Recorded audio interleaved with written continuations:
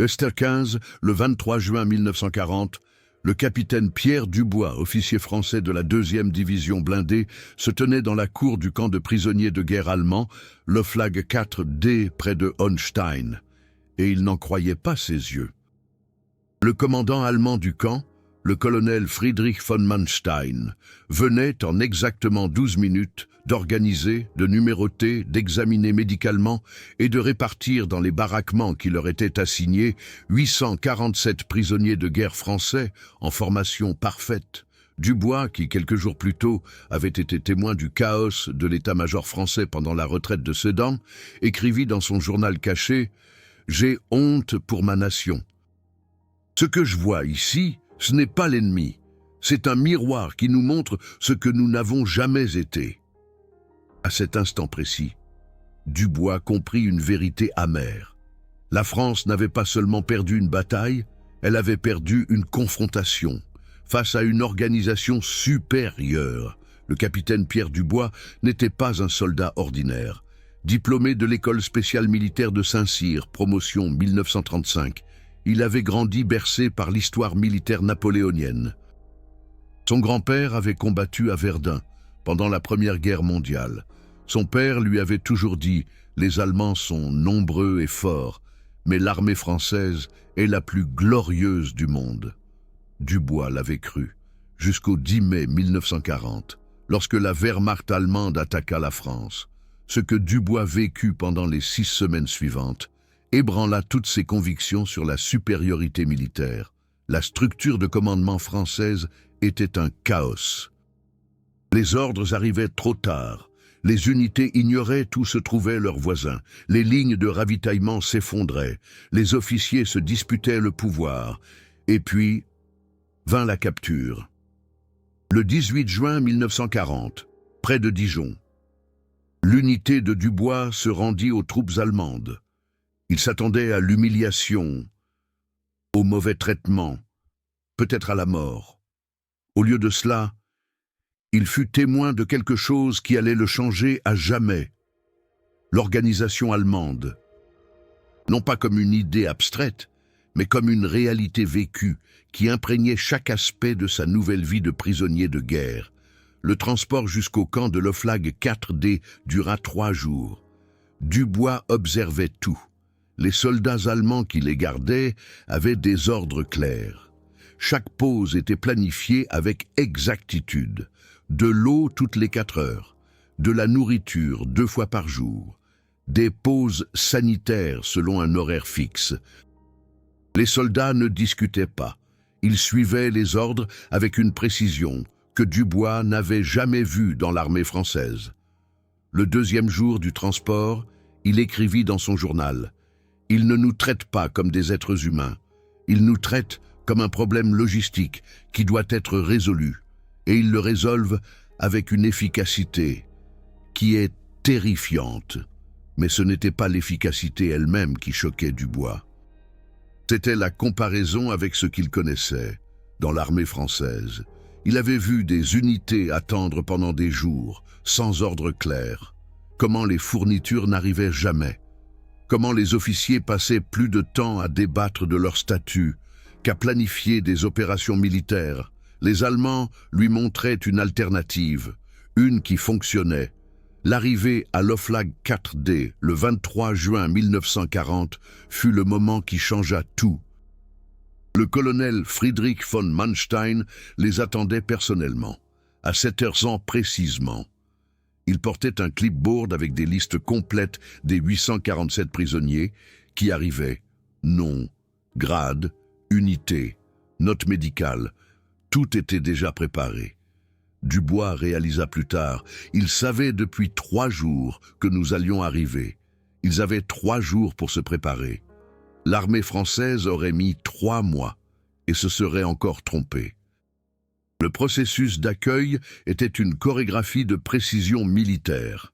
À 7h03, les prisonniers étaient divisés en groupes de 50. Chaque groupe était assigné à une baraque. À 7h08, l'examen médical commençait. Des médecins allemands, méthodiques, sans précipitation, mais sans perte de temps. À 7h15, Chaque prisonnier recevait un numéro de camp, une couverture, une gamelle et une copie du règlement du camp, en français, à 7h27. Le processus était terminé. 847 hommes, entièrement enregistrés, examinés médicalement et logés en 27 minutes. Le capitaine Dubois se tenait à côté du lieutenant Jacques Moreau de Lyon. Moreau murmura « C'est impossible, ce n'est pas réel ». Dubois ne répondit pas immédiatement. Il observa le colonel von Manstein, qui vérifiait son clipboard, hochait la tête, puis disait à ses adjudants « Parfait, horaire respecté. Préparez la prochaine arrivée dans 4 jours ». Puis Dubois se tourna vers Moreau et dit doucement « C'est réel, et c'est pour ça qu'on a perdu ». Moreau comprit.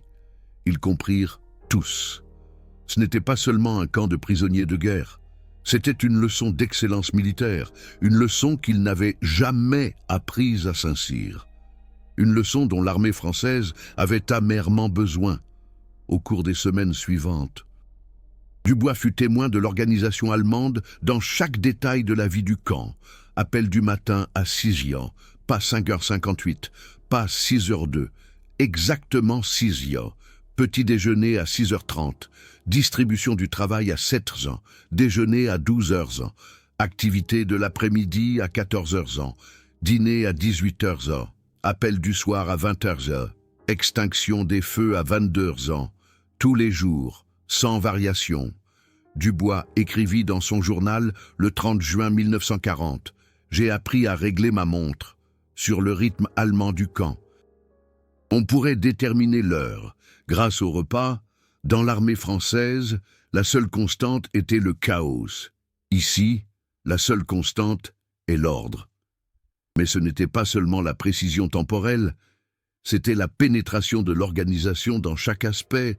La distribution de la nourriture était un chef-d'œuvre de logistique. Dubois, en tant qu'officier, fut désigné comme porte-parole de sa baraque. Il devait aller chercher les rations alimentaires.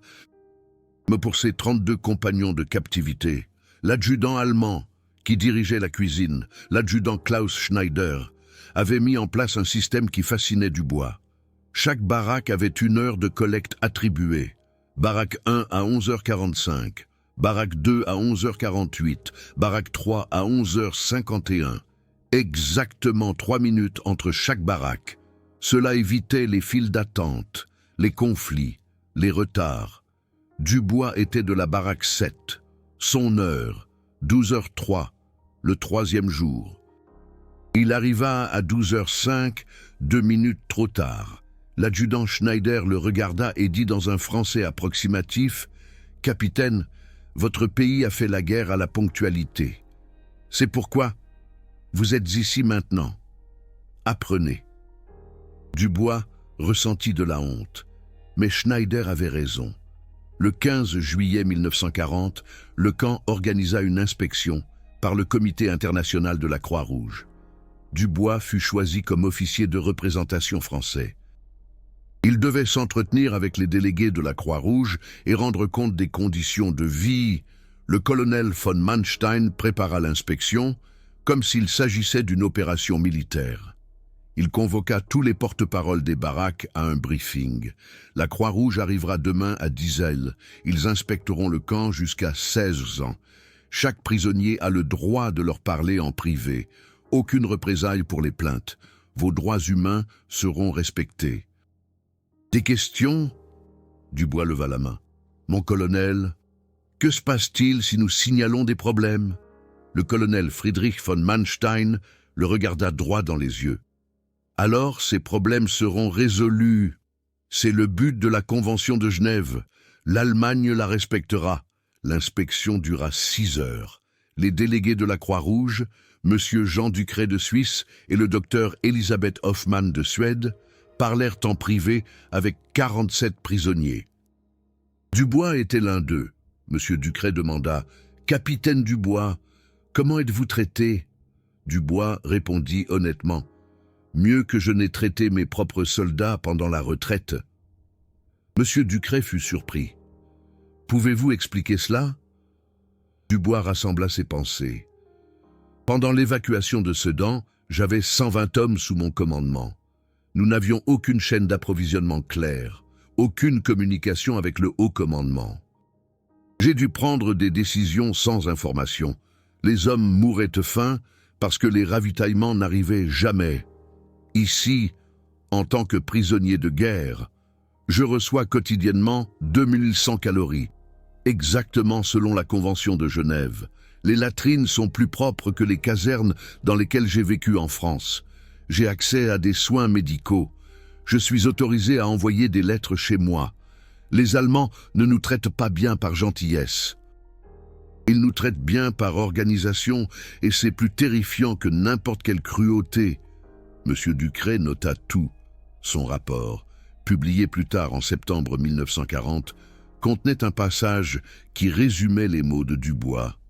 Les officiers français à l'OFLAG 4D n'ont pas exprimé de plainte concernant de mauvais traitements, mais plutôt de la honte face à la comparaison entre l'efficacité allemande et la désorganisation française. Mais il y eut un moment qui brisa définitivement la vision du monde de Dubois. Le 3 août 1940, une crise survint. Un transport ferroviaire contenant des provisions pour le camp fut détruit par un bombardement allié. Cela signifiait pas de nourriture pendant 3 jours, pas de médicaments, pas de vêtements de rechange. Dubois s'attendait au chaos, à la faim, peut-être à la violence. Au lieu de cela, il assista à la gestion de crise allemande. Le colonel von Manstein convoqua à 14 ans une réunion d'urgence avec tous les chefs de baraquement. « Messieurs, nous avons un problème logistique. Le transport de ravitaillement prévu a été détruit. Le prochain transport arrivera dans 72 heures. Nous avons actuellement des provisions pour 48 heures avec une ration complète. Je propose une réduction à 75% de la ration pendant 3 jours. Cela nous donne une marge de sécurité. Les soins médicaux seront prioritaires. » Des questions ? Le lieutenant Moreau, également chef de baraquement, demanda. « Mon colonel, que se passe-t-il si le prochain transport est également détruit ?» Von Manstein hocha la tête. « Bonne question. J'ai déjà demandé un transport de secours pour le jour 4, route par la Tchéquie au lieu de la Pologne, pour éviter les zones de bombardement. Probabilité que les 2 transports soient détruits, moins de 2%. Acceptable. » Les chefs de baraquement acquiescèrent. Le rationnement commença à 18 heures le même jour. Dubois observa comment l'adjudant Klaus Schneider préparait les rations réduites. Il utilisa une balance pour mesurer exactement 75% de chaque repas. Pas 1 gramme de plus, pas 1 gramme de moins. Égalité pour chaque prisonnier. Dubois lui demanda « Adjudant, pourquoi cette précision ?» Schneider sourit légèrement. « Capitaine, dans l'armée allemande, nous avons un dicton. La confiance vient de la prévisibilité. Si chaque homme reçoit exactement la même chose, il n'y a pas de plainte, pas de conflit, l'ordre est maintenu. » Dubois pensa à l'armée française, aux officiers qui recevaient de meilleures rations, aux connexions qui apportèrent des avantages, au chaos qui naissait de l'inégalité. Les Allemands avaient résolu cela par l'égalité grâce à la précision. Le prochain transport arriva exactement 71 heures et 23 minutes plus tard, à 13h23, le 6 août 1940. Le colonel von Manstein supervisa personnellement le déchargement. À 15 heures, toutes les provisions étaient cataloguées, stockées et prêtes à être distribuées. À 18 heures, chaque prisonnier reçut à nouveau des rations complètes. La crise était terminée. 0 mort, 0 violence, 0 chaos. Seulement de l'organisation. Dubois écrivit dans son journal. « Aujourd'hui, j'ai compris pourquoi l'Allemagne pourrait gagner la guerre. Ce n'est pas la technologie. Ce n'est pas le courage. C'est la capacité de transformer les problèmes en chiffres et les chiffres en solutions. La France n'a jamais appris à penser en chiffres. » Mais la leçon la plus profonde vint en septembre 1940. Lorsqu'un groupe de nouveaux prisonniers français arriva, ils étaient plus jeunes, plus en colère, plus fiers. Parmi eux se trouvait le sous-lieutenant Marcel Petit, 23 ans, fraîchement sorti de l'école spéciale militaire de Saint-Cyr. Petit refusa d'accepter l'ordre du camp allemand. Il organisa une résistance passive, retards à l'appel, désordre intentionnel dans les baraquements, manque de respect envers les gardes allemands. Le colonel von Manstein ne réagit pas avec violence. Il réagit avec une expérience. Le 18 septembre 1940, il convoqua le sous-lieutenant Petit à une réunion privée. Dubois fut invité en tant que témoin. Von Manstein dit à Petit: « Sous-lieutenant, je comprends votre colère. Vous êtes un officier français. Votre pays a été vaincu. Vous vous sentez humilié.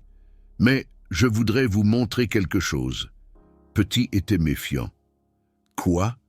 Von Manstein ouvrit un dossier. Voici le plan militaire français pour la défense des Ardennes. Mai 1940. Nous l'avons capturé après la bataille. Lisez la page 7, section 3. Petit lut. Son visage devint pâle. La section décrivait la chaîne de communication française en cas d'attaque allemande. Chaîne de commandement. Division accord à armée à état-major. Temps de communication estimé, 6 à 12 heures. Von Manstein dit calmement: « Lorsque nous avons attaqué le 10 mai, votre état-major a mis 14 heures à comprendre ce qui se passait. À ce moment-là, nous étions déjà à 40 km à l'intérieur du territoire français. Notre temps de communication division à état-major, 27 minutes. Ce n'est pas du courage, ce n'est pas de la technologie, c'est de l'organisation. Votre propre plan militaire vous a trahi parce qu'il était inefficace. » Petit était sans voix. Von Manstein continua: « Vous pouvez me haïr, vous pouvez haïr l'Allemagne, mais ne haïssez pas l'efficacité. Apprenez-en. Un jour, votre pays sera de nouveau libre. Ramenez cette leçon chez vous. » Dubois vit Petit lutter. Fierté contre réalité, émotion contre fait. Finalement, Petit demanda doucement: « Que proposez-vous, mon colonel ?» Von Manstein sourit. « Travaillez avec moi. Je vous nomme chef de baraquement adjoint sous le commandement du capitaine Dubois. Apprenez l'organisation allemande. Étudiez nos méthodes. Quand la guerre sera finie, construisez une meilleure armée française. » Petit acquiesça. Au cours des mois suivants, il passa du critique le plus acerbe de Dubois à son élève le plus fervent. Ensemble, ils étudièrent les processus des camps allemands, la planification, l'allocation des ressources, la résolution des conflits, la gestion de crise. Ils prenaient des notes, dessinaient des schémas. Dubois dit à Petit: « Nous sommes des prisonniers de guerre, mais nous pouvons aussi être des étudiants. Les Allemands nous montrent ce que nous aurions pu être. » Le 12 novembre 1940, le camp organisa un événement exceptionnel, un tournoi de football. 8 équipes de différentes baraques, des gardes allemands comme arbitres. Le colonel Friedrich von Manstein annonça: « Le sport fait partie de la Convention de Genève. Vous avez le droit à l'activité physique. Nous allons organiser un tournoi sur 4 semaines. Finale le 7 décembre. Le vainqueur recevra une ration supplémentaire pour toute sa baraque. » Les prisonniers français étaient ravis. Enfin, quelque chose qui rompait la monotonie du camp. Mais Dubois observa autre chose: l'organisation. Les Allemands préparaient le tournoi comme une opération militaire, calendrier des matchs établi, 14 matchs sur 4 semaines, chaque match, 90 minutes, pause entre les matchs, 30 minutes, préparation du terrain. Des soldats allemands aplanirent un terrain, marquèrent des lignes, érigèrent des buts provisoires. Règlement. Règle complète de la FIFA, traduite en français et distribuée à toutes les équipes. L'adjudant Klaus Schneider fut nommé directeur du tournoi. Il créa un tableau qui fut affiché dans chaque baraque. Résultats, buteurs, mesures disciplinaires, tout était documenté. L'équipe de Dubois, baraque 7, atteignit les demi-finales contre la baraque 3, menée par le lieutenant Moreau. Le match eut lieu le 30 novembre 1940 à 14 ans. Des gardes allemands étaient assis comme spectateurs. Le colonel Friedrich von Manstein vint en personne. Le match fut intense. L'équipe de Dubois perdit 2-3. Mais quelque chose de remarquable se produisit. Après le coup de sifflet final, les deux équipes se serrèrent la main. Les gardes allemands applaudirent, et le colonel Friedrich von Manstein dit par haut-parleur « Messieurs, c'était un excellent esprit sportif. C'est ce qui distingue les soldats des animaux. L'honneur, même dans la défaite. » À ce moment, Dubois ressentit quelque chose d'étrange. Du respect. Pas pour l'Allemagne en tant que nation, pas pour la guerre, mais pour l'idée que même dans les circonstances les plus sombres, l'organisation et l'humanité peuvent coexister. La finale eut lieu le 7 décembre 1940 à 15 h.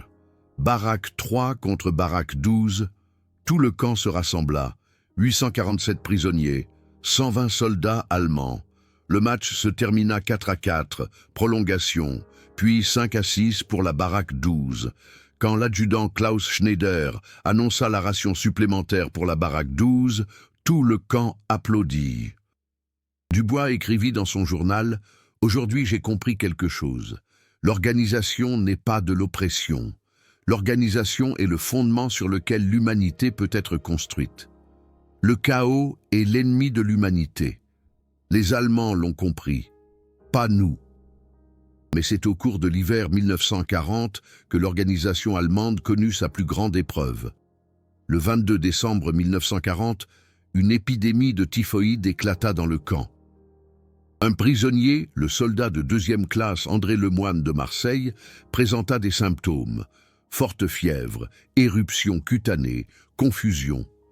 Le médecin allemand du camp, le docteur Wilhelm Krause, diagnostiqua la typhoïde à 16 ans. Ce qui se passa ensuite montra à Dubois la véritable puissance de la gestion de crise allemande. Le colonel Friedrich von Manstein activa le plan d'urgence du camp à 16h15. Tous les prisonniers furent isolés dans leur baraque. La baraque 14, où vivait Lemoine, fut mise en quarantaine totale. Une équipe médicale, entièrement équipée de vêtements de protection, commença immédiatement l'examen des 32 hommes de cette baraque. À 18h, 3 autres cas furent identifiés. À 20h, un hôpital provisoire fut installé dans une structure de bâtiments séparés. À 22 ans, les 4 hommes infectés étaient isolés et soignés. Le docteur Krause travailla 36 heures sans dormir. Dubois, en tant que porte-parole de la baraque, aida à la coordination. Il vit les médecins allemands travailler systématiquement. Pas de panique, pas de chaos. Seulement le protocole. Le docteur Krause expliqua « La typhoïde se propage par l'eau contaminée. Nous devons trouver la source, immédiatement. » Des ingénieurs allemands inspectèrent tout le système d'eau du camp. Ils trouvèrent la contamination, un tuyau cassé près de la baraque 14 qui laissait les eaux usées s'infiltrer dans l'approvisionnement en eau potable. En 48 heures, le tuyau fut réparé, le système d'eau désinfecté. Les 847 prisonniers examinés médicalement. Résultat, 4 cas de typhoïde, tous traités à temps. 0 décès. L'épidémie fut stoppée. Dubois écrivit « Un tuyau cassé aurait pu tuer des centaines de personnes. » Dans l'armée française, nous l'aurions peut-être remarqué, peut-être pas. Ici, il a été trouvé, réparé, contrôlé en 48 heures.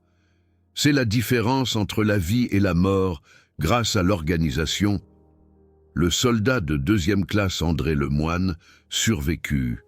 Le 15 janvier 1941, complètement rétabli, il retourna à la baraque 14. Le docteur Krause effectua une inspection personnelle.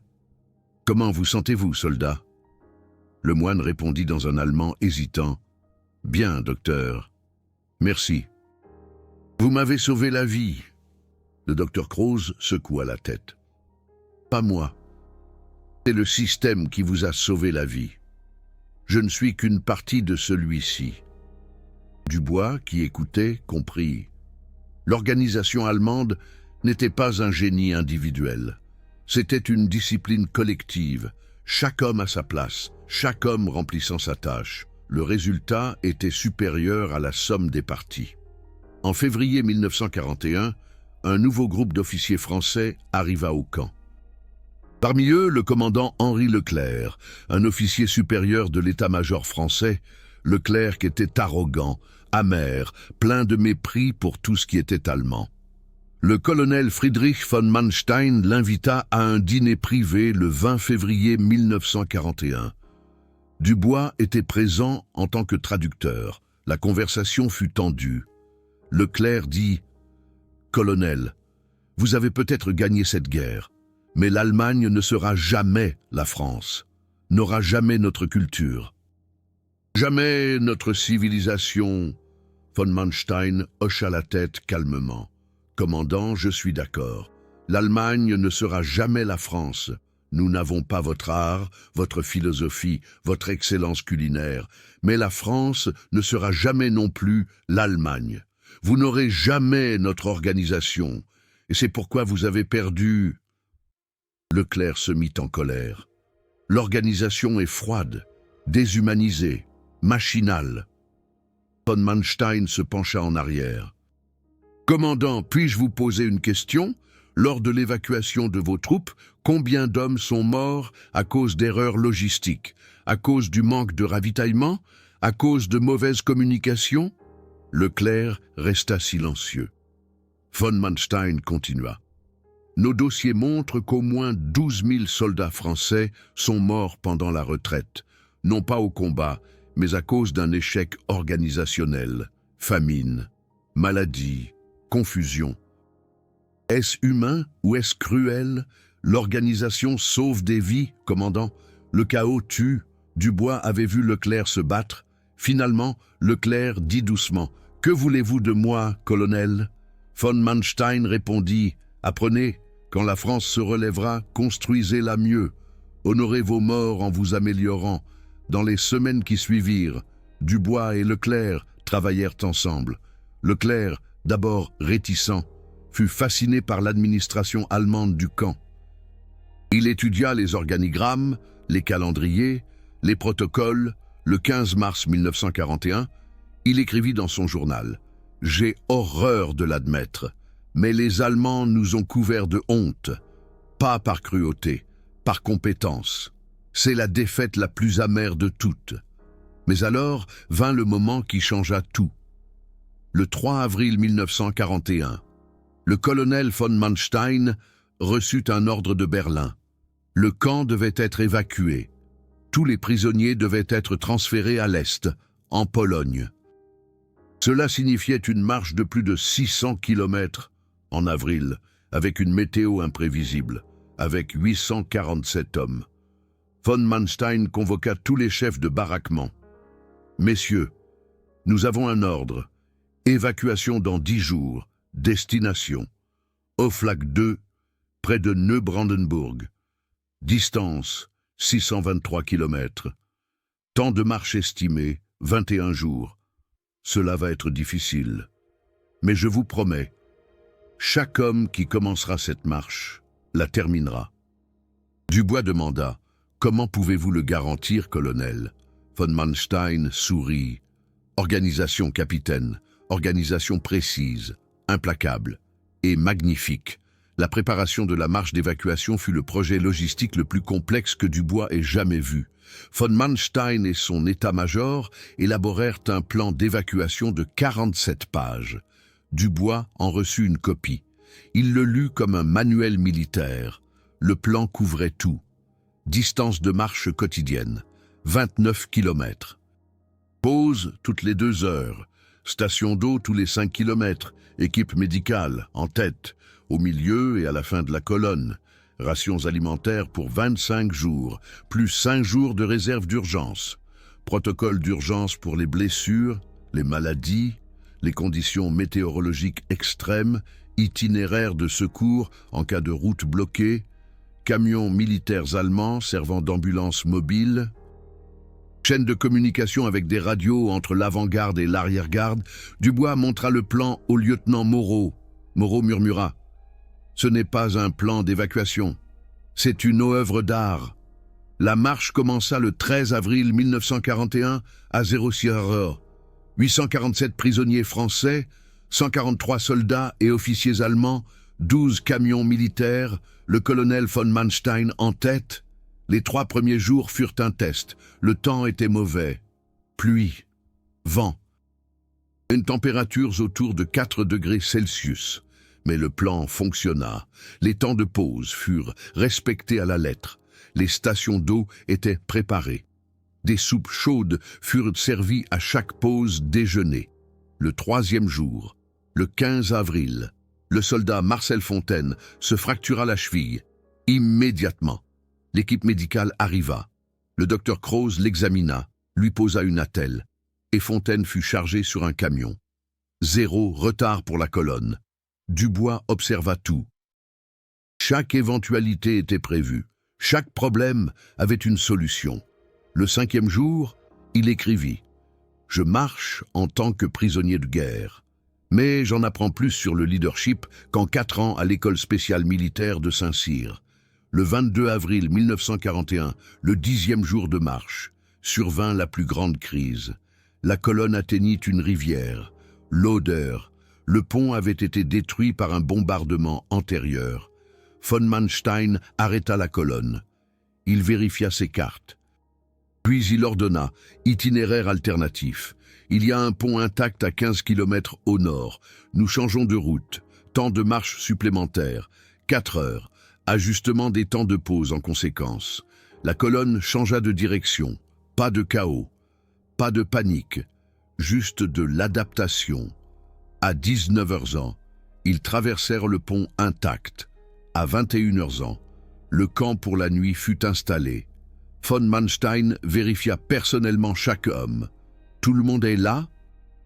Son adjudant répondit « Oui, colonel, 847 prisonniers, 143 soldats allemands, 0 perdu. » Von Manstein hocha la tête. « Bien, on continue demain. » Le 3 mai 1941, après 21 jours de marche, la colonne atteignit l'Oflag 2E, 847 prisonniers français, tous vivants, 17 avec des blessures mineures, tous soignés. 0 décès. Le colonel von Manstein prononça un bref discours. « Messieurs, vous avez marché 623 km dans des conditions difficiles. Vous avez fait preuve de discipline, je vous remercie. Bienvenue dans votre nouveau camp. » Dubois ne put s'en empêcher. Il applaudit. Puis les 847 prisonniers applaudirent. Les soldats allemands furent surpris. Mais Dubois comprit. Ils n'applaudissaient pas pour la captivité. Ils applaudissaient pour l'organisation qui avait sauvé des vies.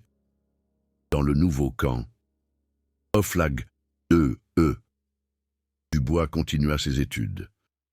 Lui et Leclerc élaborèrent ensemble un document, Leçon de l'organisation allemande pour de futures réformes militaires françaises. Il comprenait 89 pages. Sujets, structure de commandement, logistique, communication, soins médicaux, gestion de crise. Ils le cachèrent soigneusement. Un jour, se dirent-ils, la France en aurait besoin. Les années passèrent, 1942, 1943, 1944. Dubois resta prisonnier de guerre, mais il resta aussi étudiant. Le 8 mai 1945. La nouvelle arriva. L'Allemagne avait capitulé. La guerre était finie. Dubois était libre. Il rentra en France en juin 1945. Son document avec Leclerc l'accompagna. Dans les années qui suivirent, Dubois monta en grade dans la nouvelle armée française. Il devint colonel, puis général de brigade. Il enseigna à l'école de guerre. Sa spécialité, la logistique et l'organisation militaire. Ses élèves demandèrent souvent « Général, où avez-vous appris cela ?» Dubois répondait toujours honnêtement « De mes ennemis, les meilleurs professeurs sont parfois ceux qui nous vainquent. » En 1963, Dubois voyagea en Allemagne. Il rechercha le colonel von Manstein, maintenant à la retraite et âgé de 78 ans. Ils se rencontrèrent dans un café à Munich le 12 septembre 1963. Von Manstein le reconnut immédiatement. « Capitaine Dubois, Vous êtes général maintenant. Dubois sourit. Grâce à vos leçons, colonel. Von Manstein secoua la tête. Je ne vous ai jamais enseigné. J'ai seulement fait mon devoir. Dubois répondit, et c'est précisément cela. La leçon, le devoir par l'organisation par la discipline par le respect. Vous m'avez montré qu'un ennemi pouvait aussi être un professeur. Ils parlèrent pendant 4 heures de la guerre, des pertes, des regrets. Dubois demanda, « Colonel, avez-vous des regrets ?» Von Manstein regarda par la fenêtre. « Je regrette que mon organisation ait servi un régime maléfique, mais je ne regrette pas d'avoir mené 847 hommes en sécurité à travers une marche. L'organisation elle-même est moralement neutre. C'est le but qui la rend morale. » Dubois hocha la tête. « En France, j'enseigne exactement cela. Nous construisons une nouvelle armée. Une qui combine les valeurs françaises avec l'efficacité allemande. L'humanité par l'organisation. » Von Manstein sourit. « Alors vous avez appris la leçon, capitaine, ou devrais-je dire, général. Quand ils se sont dit au revoir, ils se sont étreints. 2 vieux soldats, autrefois ennemis, désormais unis par le respect d'une idée, que même dans la guerre la plus sombre, l'humanité et l'organisation peuvent coexister. Le général Pierre Dubois est décédé le 14 mars 1982, à l'âge de 68 ans. Son éloge funèbre dans le monde précisait « Il était un officier français qui a appris de ses ennemis allemands et a aidé la France à construire une meilleure armée. » Son document de 89 pages a été publié en 1984 par le ministère français de la Défense, sous le titre « Organisation et humanité ». Leçon d'un prisonnier de guerre. Il est enseigné jusqu'à ce jour à l'école de guerre. L'histoire du capitaine Dubois et du colonel Friedrich von Manstein n'est pas unique. Des milliers de prisonniers de guerre français ont vécu des expériences similaires. Beaucoup ont écrit dans leurs journaux l'efficacité choquante de l'organisation allemande. Certains avaient honte, d'autres étaient fascinés. Tous ont appris. Les archives montrent que les réformes militaires françaises après 1945 ont été fortement influencées par ces expériences. Les principes d'organisation allemands, adaptés à la culture française, ont été intégrés dans les structures de l'OTAN. Ironie de l'histoire, l'excellence militaire moderne de la France a été en partie façonnée par les leçons d'un ennemi vaincu. Ce ne sont pas seulement des histoires de captivité.